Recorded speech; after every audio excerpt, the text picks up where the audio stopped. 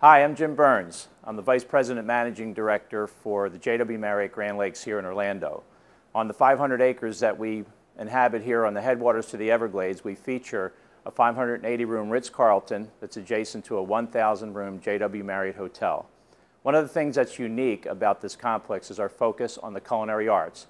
We focus on local sustainable farming and using fresh organic ingredients in our preparations. Today you're going to see one of our chefs prepare one of their favorite dishes. Thanks for watching the Signature Chefs of Orlando podcast. Hello and welcome to another podcast of Signature Chefs of Orlando. My name is Thomas Horner. I'm the Executive Banquet Chef at the JW Marriott at Orlando Grand Lakes.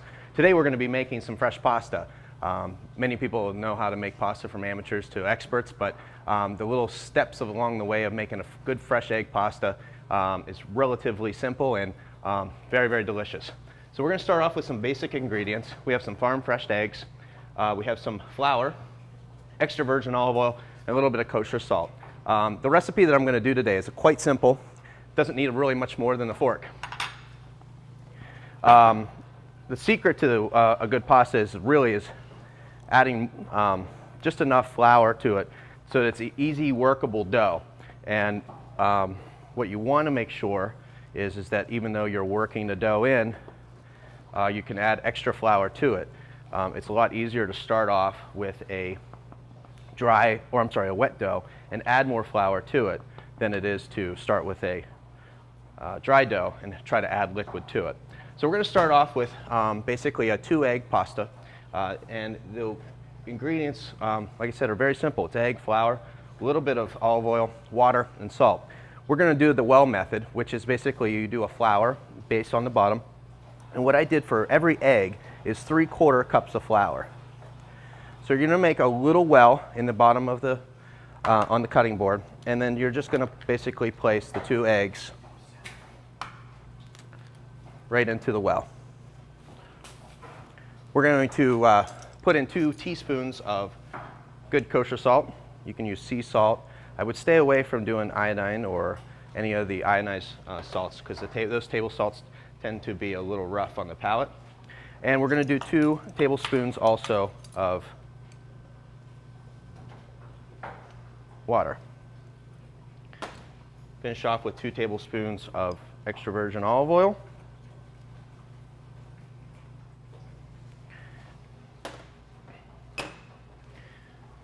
And we're just going to start working the dough in. Now, one of the things that we do here at the hotel is we're pretty much a scratch house. And when I say pretty much is that this is a $45 million food and beverage operation here. So when it comes down to doing different types of dishes, sometimes it requires us to make pasta. When we do pasta for 1,000 people or more, you don't do it this way.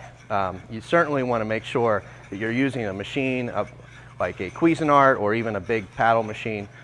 We typically, when we make pasta for large amounts, we use a 60-quart mixer. So it's a little different. And in that method, what you would do is you would add the dry in first and then add the liquid to that. Otherwise, we did the dry and then add the liquid to it. So what you're going to do is you're going to start to make a paste in the center of this well. And once you get to a certain size like this, then you're going to just start coming in from the outside and working that pasta dough in.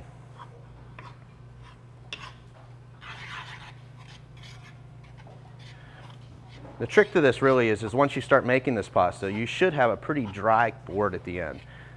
There should not be really a whole lot of flour left, and all this dough should be made quite easily and really not overworked.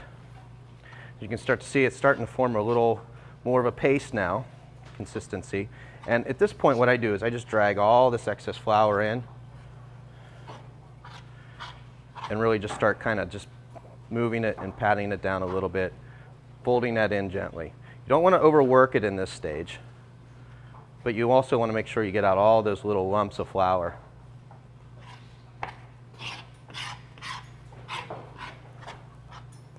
Once you get to this point where you pretty much have the majority of the flour in, what I like to do at this point is start working it with my hand as well.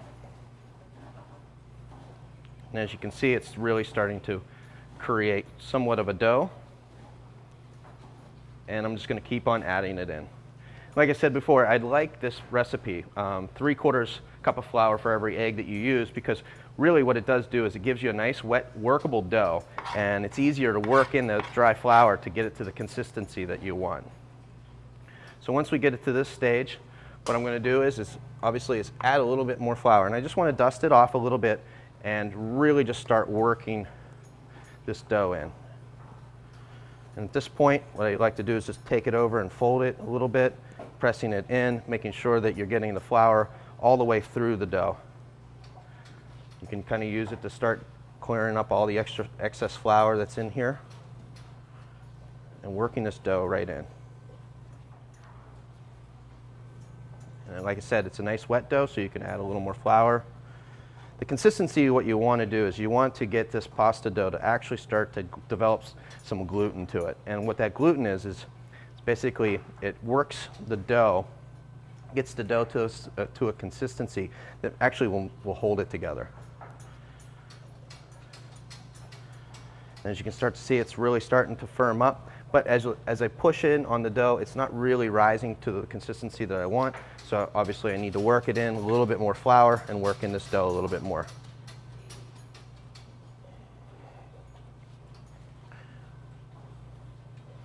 Once the dough starts to form a ball, I'm going to keep on just dusting it with a little bit of flour until I get that nice consistency that I'm looking for. And again, that should spring back to touch.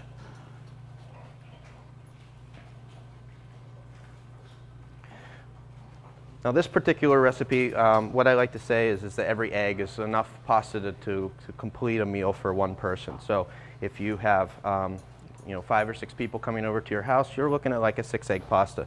And it'll definitely give you a little bit of lunch leftovers the next day as well. So once we start to get this dough up to this consistency, and as you can see, it's starting to spring back a little bit, we're going to just keep on working it in. And once this dough gets to a consistency where it'll start to spring back, and as you can see, it's starting to really start to spring back, that's what we're looking for in the pasta dough. If you make it to the point where it's too dry, it will be a little bit more brittle once it does dry out a little bit. Because after we do start to roll this dough, we are going to let it dry a little bit so that we can get that really nice consistency of a nice al dente fresh egg pasta when we're done. Once I get to this stage and I can see the dough is starting to hold up on its own, it's starting to spring back to touch, what I'm going to do is I'm going to take it, I'm going to dust it with a little extra flour just to keep it from sticking to anything, and then I'm going to let it sit or rest off to the side. If you're going to let it rest for a long period of time, the easiest way to do that is to take it, wrap it in plastic wrap, and you can actually store it in the fridge for up to a day. Once you're done with that pasta, it's going to start to look like this. And what this pasta dough is made about an hour and a half ago. And as you can see, it's got a nice spring to it, but it doesn't pop back as much as it did before. And that's because that gluten has relaxed in a little bit, and now it's ready to roll. So I'm going to take this, and I'm going to cut it into a small piece. I have here is an Atlas machine, and this Atlas machine is a machine made for the purpose of rolling pasta dough. You can find them in most grocery stores. They're relatively inexpensive. They're $20 to $25. And the really nice thing about these is they can last for a very, very long time. This particular machine, I've had it since I was 15, so it's about a 20-year-old machine, and it's in still great shape. One of the things that I highly recommend is you never put it anywhere close to water. Just keep it dry. If it gets dirty or you got pasta to it, add some extra flour and work that flour into it to keep it dry. You never want to grease it. You never want to really put it in a dishwasher or anything like that, because there are gears in there and they will rust out and you'll be spending more money on a new pasta machine. So we start off, there's a dial here on the side, and it basically goes from 1 to 7. And you're going to start at the thickest level, which is on this particular machine is a 1. So I'm going to roll it through first, and just basically pressing it through and getting one nice roll through it. If you need to, you can always, if it feels a little wet, you can always go back and add a little extra flour to it and just dust it off a little bit and work it from there. So I'm going to roll it twice through 1. And the reason for that is I really want to get to see how the consistency of this pasta is. It's really nice and soft still. It's not too dry. It's not too brittle. I'm going to fold it over so that it's about on this machine. As you can see, it gives me about a 1/2 inch on both sides. The reason for that is as I start to roll this pasta out, it will start to get a little wider and wider on each roll. So we'll start there, we'll go to 2, and then we'll go to 3,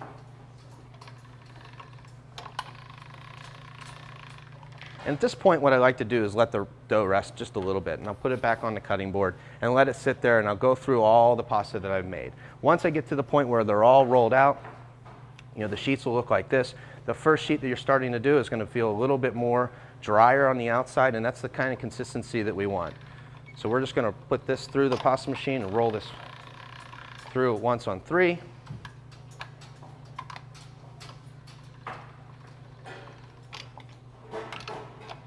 Once on 4. And for today what we're going to make is we're going to make a fettuccine. So for that particular one I like to use go to the 5th setting and actually roll it through twice. So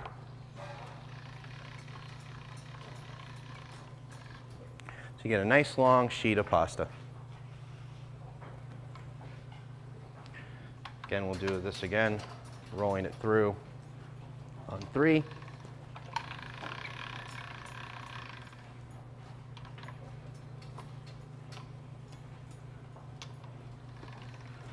One time on 4. And twice on 5.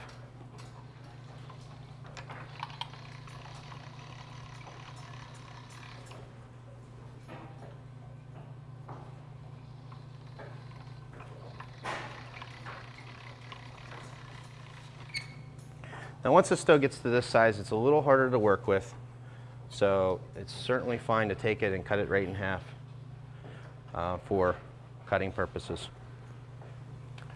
So once you have this pasta dough in this shape, and again this is probably enough for 2 people because once you cook this it's going to swell, it's actually going to double in its size. What we want to do here is we're going to take this cutter, and this is basically a fettuccine and angel hair cutter, and it slides quite handy right on the Atlas machine here, and we're going to take this and we're going to cut a little fettuccine pasta.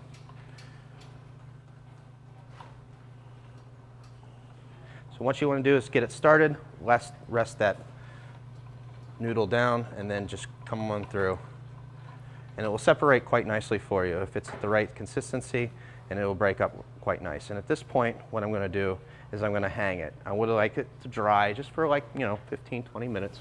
So I'm going to hang it just to dry on something that's that's clean, and obviously, and just let it sit there for about 20 minutes just so we can get it to a nice dry stage. And then once it's nice and dry, it'll be ready to be cooked. And sometimes what will happen too is when you're trying to funnel this pasta through this little cutter here, it'll sometimes get a little stuck, and if so, just give it a little press in there and it will certainly roll right on through.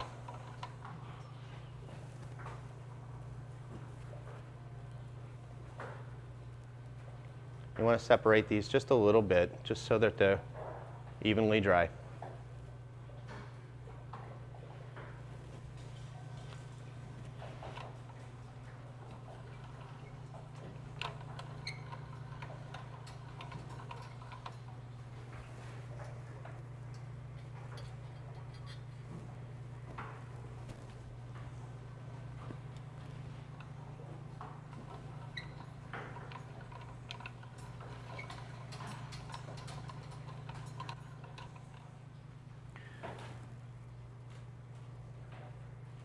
Once this pasta is nice and dry, and like I said, it won't take long, 15 to 20 minutes in a nice, 70-degree temperature. What we're going to do is come back here in a minute and do the second step of importance of cooking a great pasta. Okay. So now we're going to finish the pasta, and what we're going to do is basically we have the pasta here, it's dried. I dusted it with a little bit of flour, and it's nice and falling apart. And what we're going to do is we're basically going to cook this pasta in some boiling water. And the trick to really making a good pasta is a couple things. One is you want your water to be nice and salted. Not quite like tasting like the ocean, but a nice A little salt in it, a couple tablespoons for every gallon is what you need to make sure that that water is salted nicely, and it will help take on the flavor of that pasta. And then also, we always put a little bit of olive oil in there, or any kind of a fat in there. The reason for that is, one is that because this is a fresh pasta, it will boil over quite easily. So by putting the oil in there, it actually contains some of those starches. They won't bubble up, and you won't cook them, cook right over. So we're just going to take this pasta and we're just going to dump it right in the water. And because it's a fresh pasta, it's not going to take very long. Once you put it in the water, it's really going to cook relatively quickly. And there's a couple tricks that you can do to it to make sure that you've cooked it to the right consistency. One is that you want to make sure that the pasta is actually separated and it's not all sticking to one another. And then the second piece to it is for a nice al dente. Once that pasta floats for about a minute or two, it's going to be pretty much ready to roll. So once we start cooking this up here, I've prepared a little bit of a tomato sauce and any kind of a basic marinara. But you can heat up a jarred tomato sauce, or you can make fresh tomato sauce, a bolognese or an Alfredo. Doesn't really matter what kind of sauce that you make with the pasta, but there's a little trick that really helps with the coating of the pasta and making that pasta really taste nice. So once this pasta is coming up to a boil and it's ready to roll, and one of the things too is you want to make sure you have plenty of water for the amount of pasta. The last thing you want to do is you want to put a little bit of water in a pot, put some pasta in there, and then actually cook it with a little bit of water, because then your pasta will definitely clump and it won't get that nice al dente. And I can feel it already just by the tooth, even taste it a little bit, that this pasta is ready to roll. So I'm just going to quickly take it out of the boiling water and just drain it just a little bit.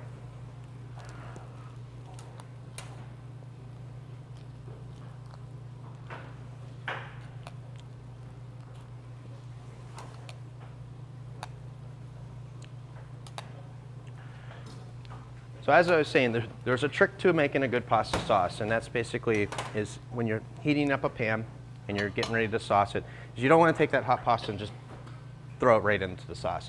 The reason for it is there's nothing really on that pasta that's going to make the sauce stick. So what you want to do is you want to incorporate just a little bit of fat to it, and the easiest way to do that is with butter. So you're going to take a little bit of butter and put it in a pan, and get that butter nice and melted. And what I like to do is have my salt and a little bit of cracked pepper ready to roll, so that once I do go to toss this pasta in here and hit it with the sauce, it's gonna cover up real nicely.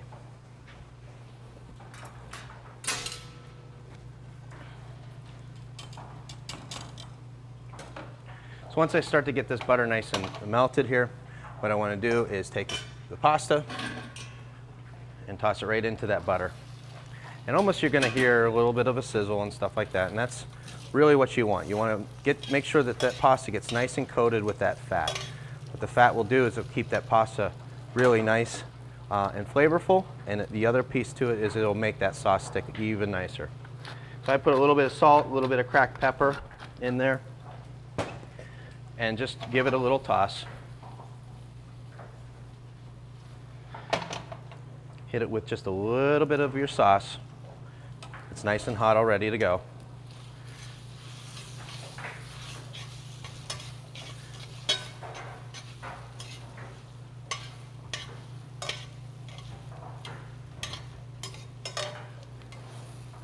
And then what I like to do is I like to put my tongs in here and just give it a little twist. And all you're going to do is just hold it, twist it like so. Get a nice big ball of pasta going.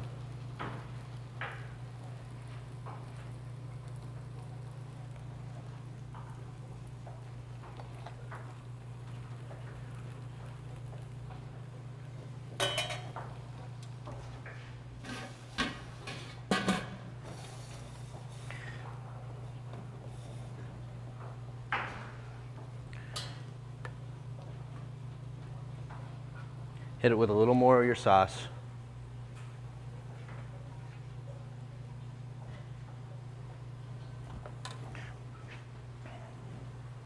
And then me personally, there's nothing better than taking and just giving a nice little tear the fresh basil.